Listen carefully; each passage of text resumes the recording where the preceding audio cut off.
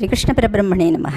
అరుణాయ నమః, అచలాయ నమః, రమణాయ నమః, రామకృష్ణాయ నమః, శ్రీదత్తగురుభ్యో నమః. మనం శివానంద లహరిలోని రోజుకొక శ్లోకం చెప్పుకుంటున్నాం. మీరందరూ కూడా చాలా శ్రద్ధగా వింటున్నారని అనుకుంటాను. ఈరోజు 23వ శ్లోకం. కరోమి త్వత్పూజాం సపది సుఖదో మే భవ విభో విధిత్వం విష్ణుత్వం దిశసి ఖలు తస్యాః ఫలమితి పునశ్చ త్వాం ద్రష్టుం దివి భువి వహన్ పక్షిమృగతాం అదృష్ట్వా తత్ఖేదం కథమిహ సహే శంకర విభో. కరోమి త్వత్పూజాం సపది సుఖదో మే భవ విభో విధిత్వం విష్ణుత్వం దిశసి ఖలు తస్యాః ఫలమితి పునశ్చ త్వాం ద్రష్టుం దివి భువి వహన్ పక్షిమృగతాం అదృష్ట్వా తత్ఖేదం కథమిహ సహే శంకర విభో. కరోమి త్వత్పూజాం సపది సుఖదో మే భవ విభో విధిత్వం విష్ణుత్వం దిశసి ఖలు తస్యాః ఫలమితి పునశ్చ త్వాం ద్రష్టుం దివి భువి వహన్ పక్షిమృగతాం అదృష్ట్వా తత్ఖేదం కథమిహ సహే శంకర విభో. ప్రతిపదార్థం చెప్పుకుందాం. హే విభో, ఓ మహాదేవా, త్వత్పూజాం అంటే నీ ఆరాధనమును, కరోమి చేయుదును, సపది అంటే తక్షణమే, భో శంకర ఓ సుఖకరమైన వాడా, మే అంటే నా కొరకు, సుఖదః నిత్య సుఖమునిచ్చువాడవు, భవ అగుము, తస్యాః ఆ పూజకు, విధిత్వం బ్రహ్మయగుట, విష్ణుత్వం విష్ణువగుట, ఫలమితి ఫలమని, దిశ శిఖలు అంటే ఇత్తువు కదా,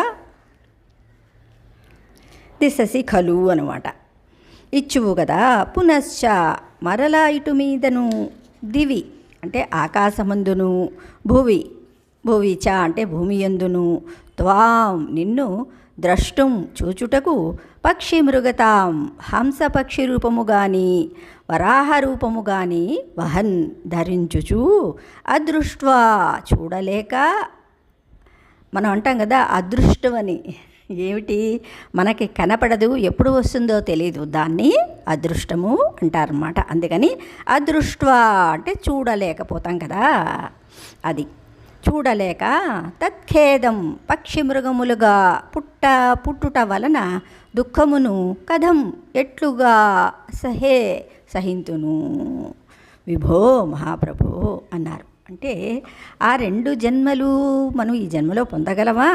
లేము కదా. దానికి ఇప్పుడు చెప్తున్నారన్నమాట శంకరా, నిన్నారాధింతును, నాకు పూజాఫలముగా మోక్షానందం అసంగుము, కానీ బ్రహ్మత్వమో విష్ణుత్వమో దానికి ఫలమని మాత్రం మీయవద్దు అన్నారు. ఎందుకంటే వాళ్ళే పరాజితులయ్యారు నిన్ను చూడలేక కదా. మరి అలాంటి రూపాన్ని నీ పుణ్యఫలం వల్ల ఆ రూపాన్ని పొంది విష్ణుత్వం బ్రహ్మత్వం ఇస్తావేమో, అప్పుడు కూడా నేను నిన్ను చూడలేను, అవునా. అందుకని నాకు ఆ ఫలాన్ని మట్టుకు ఇయ్యవద్దు అని ఇక్కడ చెప్తున్నారు. అక్కడ నుండి హంసగానో పందిగానో పుట్టి నీ పాదములను శిరస్సును కనుగొనుటకు పైలోకాలు క్రింది లోకాలు అన్నీ తిరిగి శ్రమపడలేను. ఆ మీద తుదకు నిన్ను కనుగొనలేక క్షుద్రజన్మ వలన అవమానమును సహింపలేను. కాన బ్రహ్మ విష్ణు లోకానందముల కన్నా అధికమైన సాయుధ్యముక్తి అను పరమానందమును దయచేయుము అని ఇక్కడ భావం అన్నమాట. అంటే పరమశివుణ్ణి ఆరాధించి పొందవలసిన పరమ ఫలాన్ని గురించి ఈ శ్లోకంలో సూచించి ఆదిశంకర్ల సలహా ఇస్తున్నారు.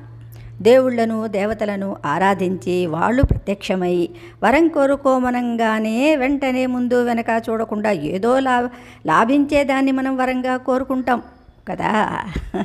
అంటే ఇది నాకు అవసరమా లేదా, ఇది నా నుదుటి మీద రాసి ఉందా లేదా అని మనం ఆలోచించుకుంటా ఇది ఈ జన్మలో వస్తుందో నెక్స్ట్ జన్మకు వస్తుందో కూడా మనకి తెలియదు. ఆయన ఫలాన్ని ఇస్తారు, కానీ అది ఈ జన్మలో మనం అనుభవించగలమా అంటే అది చెప్పడం కష్టం. ఎందుకంటే మనం ప్రారంధాన్ని అనుభవించడానికి వచ్చాం కాబట్టి ఇది మళ్ళీ నెక్స్ట్ జన్మకి ఫామ్ అవుతుంది. ఎందుకంటే పరమాత్మ ఇచ్చారు కదా, నెక్స్ట్ జన్మలో మళ్ళీ అనుభవించడానికి మనం మళ్ళీ పుట్టాలన్నమాట. అది కోరుకుంటాం. మనకు శుభం జరిగేది కోరుకోవాలి కానీ లభించేది కోరుకోకూడదు.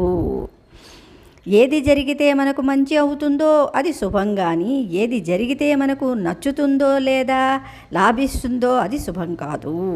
ఈ విషయం ఈ శ్లోక వివరణ చదివితే అర్థమవుతుంది అన్నారు ఇక్కడ. అంటే శివుణ్ణి తపస్సు చేసి మెప్పించి తనకు బాగా కలిసి వస్తుందని వరం కోరుకున్న భస్మాసురునికి చివరికి ఏమైంది, తానే భస్మమైపోయాడు కదా. అలాగే గజాసురునికి ఏమైంది, అలాగే వరం కోరుకోమనంగానే బండ పనులు చేసి పెడుతుంది కదా అని ఏనుగుని కోరుకుంటే ఆ మన్నాడు దాన్ని మేపడానికి కావలసిన గ్రాస్యాన్ని ఏర్పాటు చేయాలి కదా.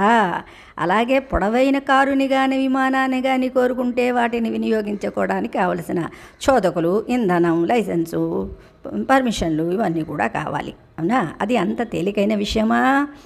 మనం అన్నం తినడంగా మాని వాటిని పోషించాల్సి వస్తుంది. ఇది చాలా చిన్న జోక్ అన్నమాట. అంటే ఎలాంటి వరాన్ని కోరుకోవాలి అంటే మళ్ళీ మళ్ళీ జన్మించకూడదు అనే వరాన్ని మనం కోరుకోవాలి. ఎందుకంటే శివుణ్ణి నిన్ను ఆరాధించినందుకు నాకు ఆ పూజాఫలంగా గొప్పగా ఉంటుంది కదా అని ఏ బ్రహ్మపదాన్నో విష్ణుపదాన్నో మాత్రం ఇవ్వద్దు. అలా ఇస్తే వాళ్ళు ఏ పాటలు పడ్డారో నేను అదే పాటలు పడాల్సి వస్తుంది. నీ పాదాలను దర్శించడానికి విష్ణుమూర్తి వరాహల్లాగా పుట్టి భూమిని తవ్వుకుంటూ పాతాళలోకం అంతా గాలించాడు కదా. అయినా నీ పాదాలను చూడగలిగాడా అంటే లేదు. అలాగే శిరస్సుని చూద్దామని హంసగా పుట్టి ఆకాశ మార్గమంతా చరించి ఆ బ్రహ్మ నానా తిప్పలు పడ్డాడు కదా. ఎందుకంటే వాళ్ళ సహజ రూపాన్ని వదిలి ఆ చిన్న రూపాల్ని పొందారు. మరి విష్ణువు బ్రహ్మ అంటే అది ఏ స్థాయిలో ఉన్నది? మరి ఇక్కడ హంస పంది అంటే ఏ స్థాయికి అంటే వాళ్ళు అంత చిన్న స్థాయికి వచ్చి నిన్ను వెతికినా సరే నువ్వు లభ్యం కాలేదు కదా. అది వ్రతం చెడ్డా ఫలితం దక్కలేదన్నట్లు ఏదో సాధించాలని క్షుద్రమైన జన్మలెత్తి కూడా వాళ్ళు సాధించిందేమిటి? అవమానం తప్ప. అందుకని బ్రహ్మపదం వద్దు, విష్ణుపదం వద్దు, కానీ నాకు ఆ రెండిటిని మించింది తిరిగి మళ్ళీ ఏ కోరిక కోరవలసిన అవసరం లేకుండా చేసేది అయిన నీ తోడి సాయుధ్య పదమిచ్చి పరమానందాన్ని ప్రసాదించు చాలు అని శంకరులు ఎంతో అనుభవంతో కోరుకున్నారు అని ఈ శ్లోకం మనకి తెలియజేస్తుంది. అంటే శంకరులు మనకి ఇలా చెప్తున్నారు, కానీ మనం ప్రయత్నించాలి. మనం ఎన్ని కష్టాలు పడుతున్నామో ఈ మానవ జన్మకి వచ్చి కదా.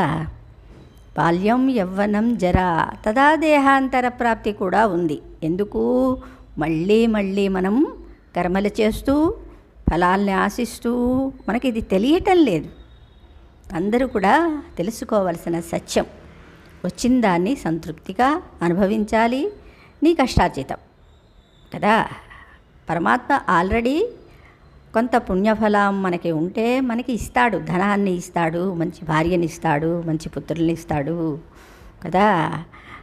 అందుకని ఇవి ఎప్పుడు శాశ్వతమా అంటే అది మనం చెప్పలేం. అందుకని శంకరులు ఎప్పుడు కూడా మోక్షాన్ని కోరుకోమని చెప్తారన్నమాట. శ్రీకృష్ణ పరబ్రహ్మణే నమః.